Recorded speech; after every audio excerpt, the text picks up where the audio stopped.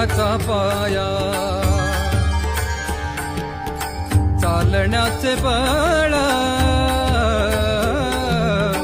जगण्याचा पाया, चालण्याचे बळ, विचाराची कळ, तुकाराम तुकाराम. जगण्याचा पाया, चालण्याचे बळ, जगण्याचा पाया.